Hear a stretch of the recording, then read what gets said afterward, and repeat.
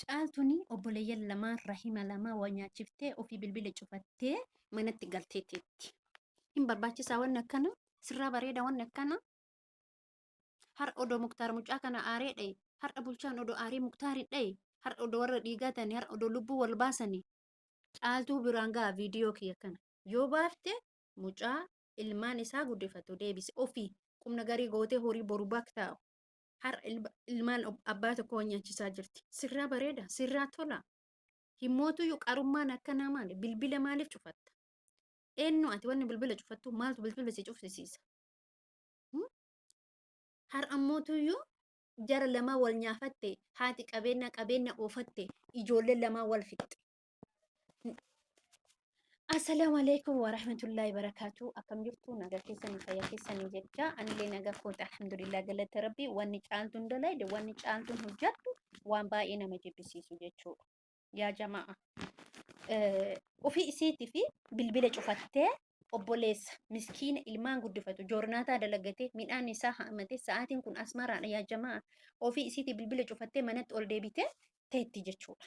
Akkitti isiin garaa kiyya na gubde. Yoo dhaggeeffatte viidiyoo kiyya kana dhaggeeffadhuuti yoo gadhidhi jabduu taatu dhaqiitiin isa hidhaa keessaa baase ati muktaar waan feetaa wal godha jaalla wal fanniftanii wal qaltanii wal mufayta wal gootanii dhimma keessan har'a mucaa ilmaan guddifatu gizee amma seera ammaa kana keessatti akkamitti ol kaatee obboleessa isaa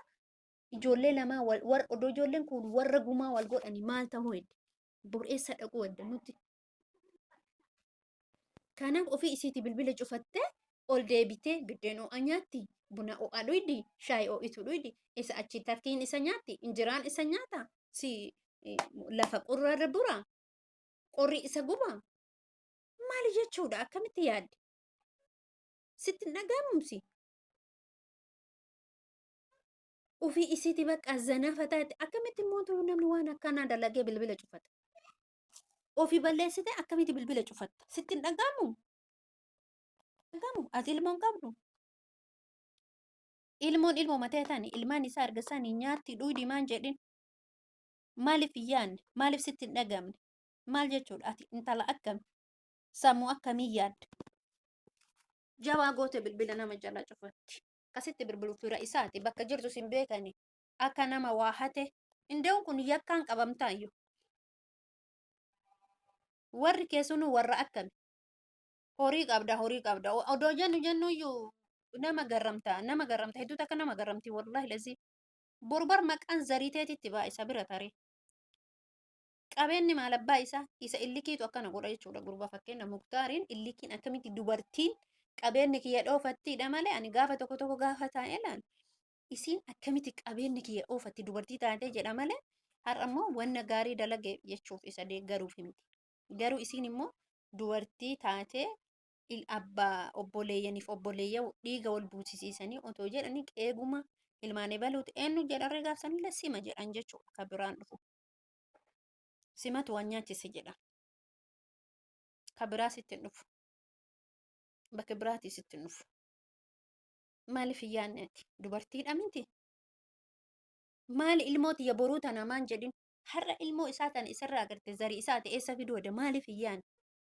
maaliif sitti hin dhagamne miirri kuni jechuudha. Hin barbaachisaa sirraa waan akkanaa hojjetu. Ani hojjeta kana aarsite wallahi ani hordoftoota kiyya dhiifama naa godhaa garuu hojjeta itti dhaare. Maali dubartiin akkana maali dubartiin obboleessa wal nyaachiftu. Yoo muktaar badaa ta'e obboleessisaa kanaaf har'a horii san fiddee ila kunooti. Seera fidattee dhayite jechuudha fakkeenyaaf horii sanillee fiddee seera sanillee dhayite ani ilmaan isaa guddisaa jira garaa ilma qaba daa'ima qaba kiraa manaa qaba qallaba qaba isaa yunaa hidha obboleessa isaa gabbaasa horiin isaa kunooti muktaariyyuu qaba naa hidhaa jettee seeran isa gaafatu qabdi malee dirgim gootee bilbila san cufattee siimii biraa baafattee ka biraatiin haasa'a warra isii dubbisaa maal keessa akka jiran maal keessa akka dhoolan yuutuub irratti waan adeemaa jiruun argiti jechuudha. Nuti hakkam garaa nu gubate isiin akkamitti akkatti dirra hara baafattee rafti. Das isii jedha.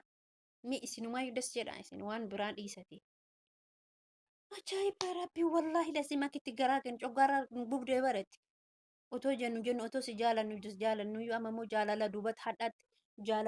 jaalala hadhaatti jijjiirtaa jirtaa bara. maal jechuudha yaaddu ati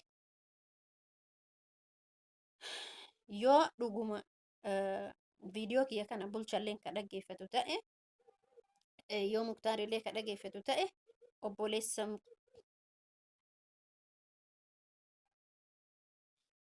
agartanii obboleessa muktaar akka hidhaa bahu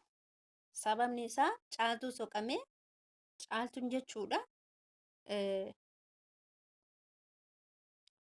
horii san dhiyeessite yoo waa gurguratte illee mallaqa kanatti gurgura dhiyeette himte mallaqa isaa tarkabde waan qaban addaan qoodatanii addaan galuudha jechuu gara seerati sinii galee malee ufii isiitii dirra naga'aa hara baafataa niitiin isaa bo'aa ilmaan isaa bo'aa jibba ijoolleen tun jaalala obboleeyyan qaban walitti jijjiiraa obboleeyyaniif obboleeyyan wanyaachisaa ollaaf ollaa wanyaachisaa gosaaf gosa wanyaachisaa sirraa bareeda la sirraan bareedu akka kiyyatti sirraan bareedu waan sirraa bareedu hojjedhu intala gosa diiden nutti dhufe siin hin jedhin intala zarii wal ajjeesette nutti dhufe akka siin hin jenne ati gabbaatee maal gochuu qabda nagaa buusuu qabda akka dubartii jabduu takkaatti wanni ati namaaf nama wal ficcisiiftuuf hin jiru wanni ati zarii fi wannaa wanyaachiftu hin jiru balaa kana ka fide innillee dhuumu innillee fidu inni isiin imootuyyuu wanna kana ka fide isiidha waan ta'eef isiin nagaa buusuu qabdi intala ollaa ijaartu dubartii jechuun dubartii ollaa ijaartu dubartii jechuun dubartii warra dhiirsatii taatu har obboleessa isaa kana bakka kana teessiftee gurbaan kun torbaaniif deema erga torbaaniiti gurbaa kana mana hidhaa keessatti darbisiiftee